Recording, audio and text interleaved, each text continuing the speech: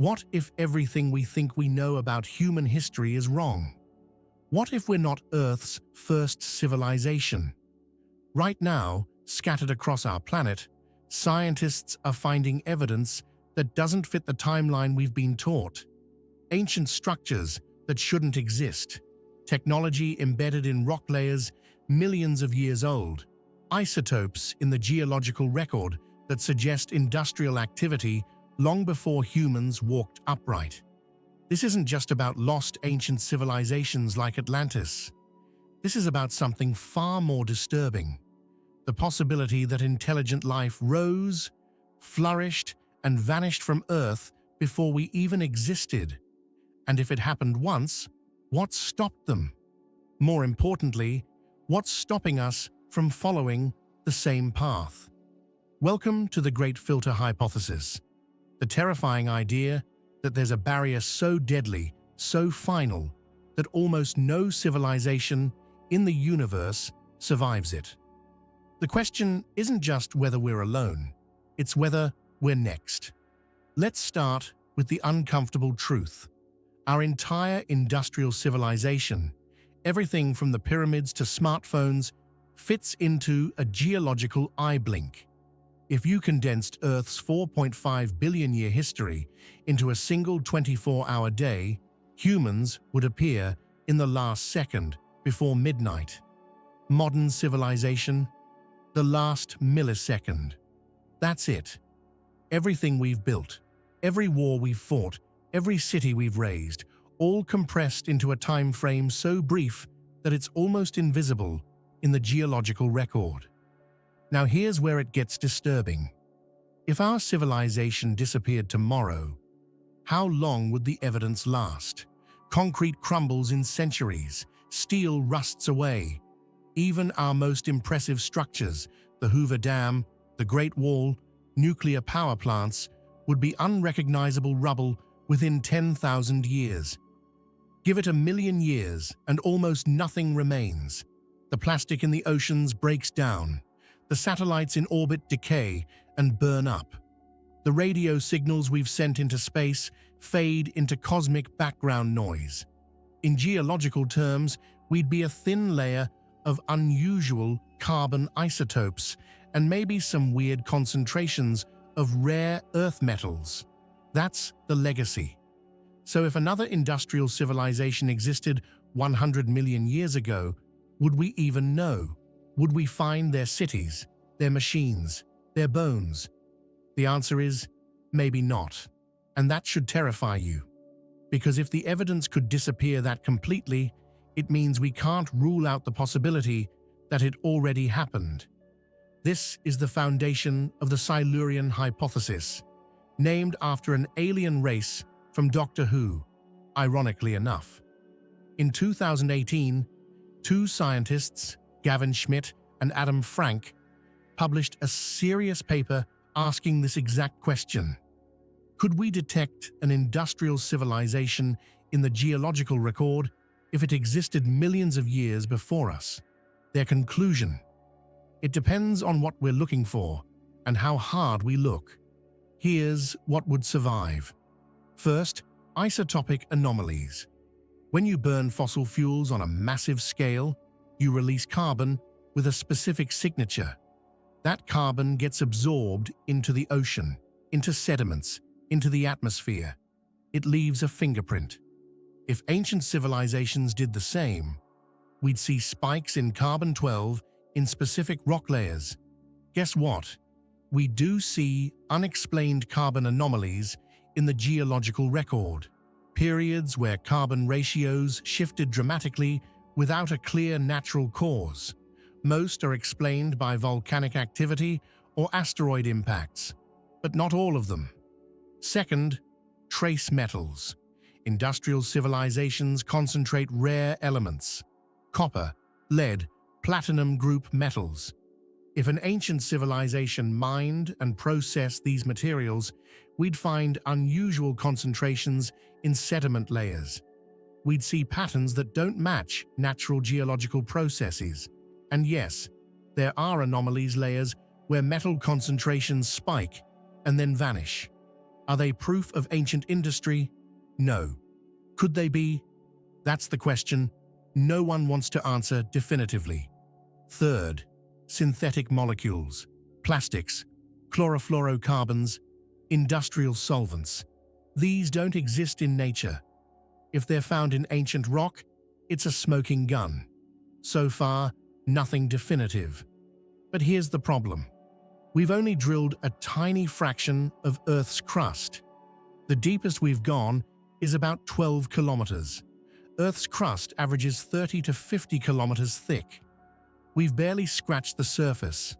We sample sediment cores from ocean floors, sure, but even those only capture a snapshot. Millions of years of history are compressed into meters of rock. Miss the right layer by a few centimeters and you've missed an entire civilization.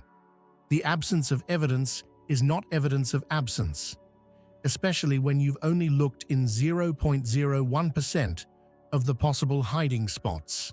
Now let's talk about what would actually destroy a civilization so completely that it vanishes without a trace. This is where the Great Filter comes in. Imagine a cosmic gauntlet, a series of challenges that every intelligent species must pass through to reach the stars. Some filters are behind us. The origin of life itself. That's a filter. It's incredibly rare for chemistry to organize into self-replicating biology. We pass that one. The evolution of complex cells with nuclei. Another filter took nearly 2 billion years on Earth. We passed that too. The jump from single-celled life to multicellular organisms. Another billion years. Intelligence, tool use, language, fire, agriculture. Each one is a bottleneck. But here's the terrifying part. If the Great Filter is ahead of us, if the hardest challenge is still coming, then every extinct civilization is proof that the filter works, that it kills. What could it be? Let's start with the obvious. Nuclear war. We came close during the Cold War. 40,000 warheads pointed at each other. Launch on warning. Hair trigger alerts. If a single radar glitch had been misinterpreted, you wouldn't be watching this video. The cities would be ash. The atmosphere poisoned with fallout. The survivors, if any, thrown back to the Stone Age. Recovery might take thousands of years, or it might never happen. A nuclear winter could collapse agriculture for decades. Starvation, disease, societal collapse. But here's the thing. Nuclear war might not be enough to erase a civilization completely.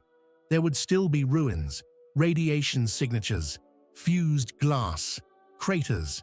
Unless, of course, the civilization rebuilt itself partway and then collapsed again. Multiple cycles of rise and fall, each one erasing more of the last until nothing coherent survives. Then there's climate collapse, runaway greenhouse effect. Imagine a civilization that burns fossil fuels for energy, coal, oil, gas, just like us.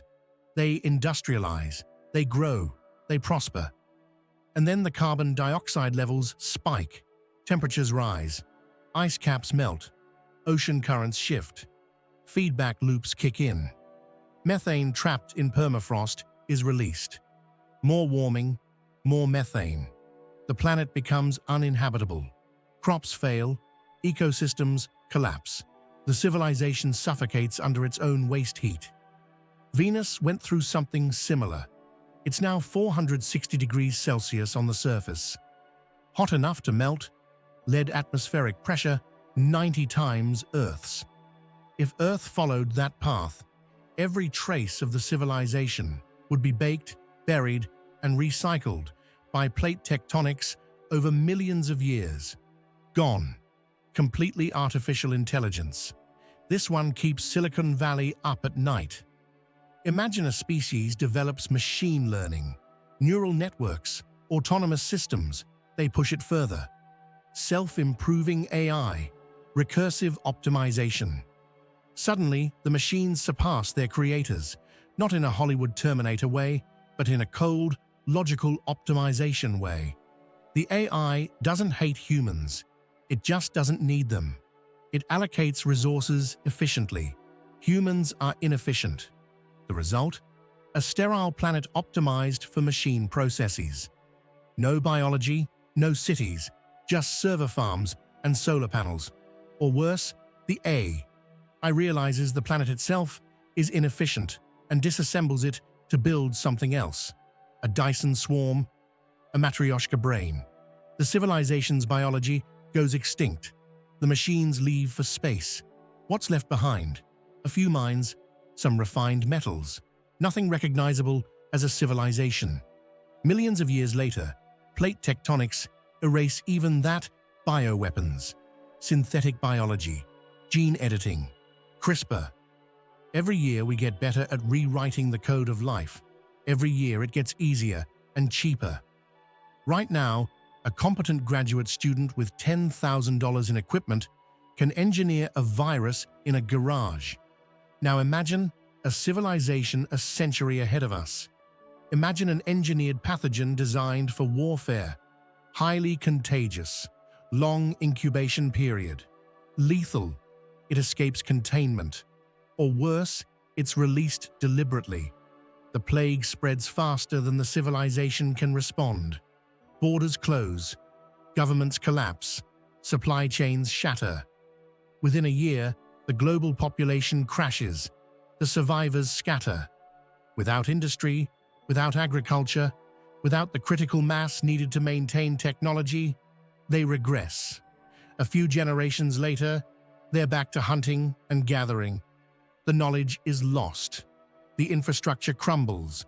The pathogen eventually burns out, but the civilization is already gone. Here's the part that keeps scientists awake at night. We don't know which side of the great filter we're on. If the filter is behind us, if the hard part was evolving intelligence in the first place, then we're golden. The galaxy could be full of life waiting for us. But if the filter is ahead, if every civilization that reaches our level of technology faces a test that almost no one passes, then the silence of the universe is a warning. The Fermi paradox asks, where is everybody? The galaxy is 13 billion years old. Plenty of time for civilizations to arise, spread, and fill every star system. Yet we see nothing. No megastructures, no radio signals, no probes, nothing. Either we're first, which is statistically unlikely, or something stops civilizations before they become visible. The great filter is the answer. And if previous civilizations on Earth already hit it, if they rose and fell and vanished without a trace, then we're staring at the same wall they couldn't climb. Let's talk evidence. Real, tangible clues that don't fit the standard narrative. In the 1850s, California gold miners found objects embedded in solid rock dated to millions of years old. A metallic nail in quartz, a gold chain in coal, a mortar and pestle in a tertiary-era gravel deposit.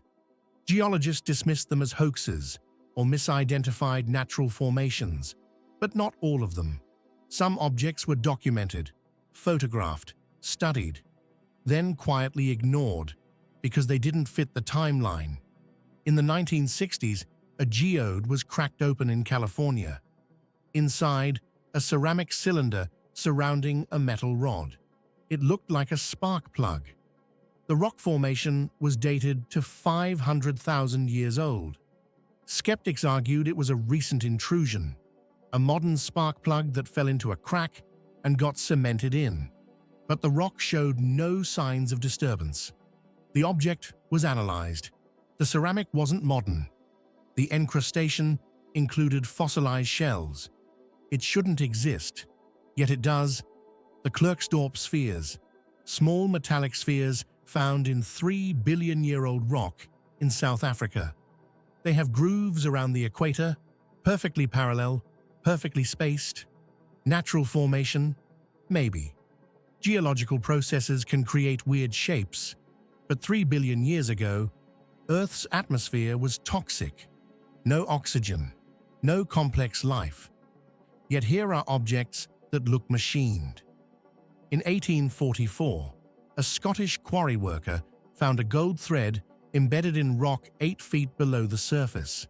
The rock was dated to the Carboniferous period, 300 million years old, long before humans, long before mammals, long before dinosaurs. A hoax? The quarry owner and multiple workers testified it was real. The thread was examined. It was gold. Then it disappeared. Lost to history. Convenient. These aren't proof, but they're anomalies. Threads that don't fit the tapestry. And when you start pulling threads, the whole story unravels. The geological record is incomplete. Plate tectonics recycle the ocean floor every 200 million years. Subduction zones swallow entire continents. Mountain ranges rise and erode. Rivers carve and fill. Every million years, the surface of the planet is reshaped. A civilization that existed 200 million years ago would have its ruins subducted into the mantle, melted, and recycled into new crust. We'd never find their cities. We'd never find their bones. All we'd find are anomalies in the rock, weird isotopes, strange metal concentrations, objects that shouldn't exist, but do. Now let's bring it back to us, right now, today. Are we approaching our own filter? Look at the warning signs. Climate change. Carbon dioxide levels haven't been this high in 3 million years. Temperatures rising faster than any natural cycle. Glaciers melting. Oceans acidifying. Ecosystems collapsing. We're running the same experiment that might have killed previous civilizations, and we're running it faster. Nuclear weapons. 9 countries have them. Thousands of warheads. Launch systems on hair trigger alert. One miscalculation. One rogue leader. One false alarm. That's all it takes. We've been lucky so far. But luck runs out. Artificial intelligence. We're building systems we don't fully understand. Neural networks making decisions we can't explain. Autonomous weapons, deepfakes, algorithmic control of information. We're handing over power to machines and hoping they stay aligned with our interests. No guarantee they will. Synthetic biology. We're editing genes, creating new organisms, modifying viruses. The technology is advancing faster than the safety protocols, faster than the regulations, faster than our wisdom. One accident, one bad actor, one lab leak, and we could unleash something we can't control. We're juggling all these existential risks at once, and we're doing it blind. No roadmap, no warning system, no precedent. If other civilizations faced the same challenges and failed, we have no way of learning from their mistakes, because they're gone, erased, forgotten. We're walking the same path they walked, and we don't know where the cliff is. So what do? How do we survive the filter? First, we look harder. We drill deeper into the geological record. We analyze more sediment cores. We scan for isotopic anomalies with better instruments. We search for artifacts in places we haven't looked. Deep ocean trenches, Antarctic ice cores, ancient subduction zones exposed by erosion. If there's evidence of previous civilizations, we need to find it, because if they failed, we need to know why. Second, we take the threats seriously. Climate change isn't a future problem. It's happening now. We need to transition off fossil fuels, reforest the planet, stabilize the carbon cycle before the feedback loops become irreversible. Nuclear weapons need to be reduced. Treaties need to be enforced. Command and control systems need to be secured. One mistake could end everything. AI development needs oversight, not stifling regulation, but thoughtful safeguards, alignment research, transparency, international cooperation. We can't afford to let this technology run ahead of our ability to control it. Biotech needs the same. Gain of function research, synthetic pathogens, gene drives. These are powerful tools, but they're also weapons. We need biosafety protocols, global monitoring, rapid response systems, because once a pandemic starts, borders won't stop it. And third, we need to become a multi-planetary species, not because Earth is doomed, but because putting all our eggs in one basket is insane. If a single event, asteroid impact, supervolcano, gamma-ray burst, can wipe us out, then we're vulnerable. Mars, the Moon, orbital habitats, interstellar probes, we need to spread, diversify, ensure that if one branch of humanity falls, another survives. That's how you beat the filter. You don't avoid it. You make sure that even if you stumble, you don't fall completely. The truth is, we don't know if we're Earth's first civilization. The evidence is tantalizing, but inconclusive. We don't know if the Great Filter is behind us or ahead. The universe is silent, and that silence could mean anything. But here's what we do know. We're at a critical juncture. The decisions we make in the next few decades will determine whether we join the ranks of successful civilizations or become another cautionary tale buried in the rocks.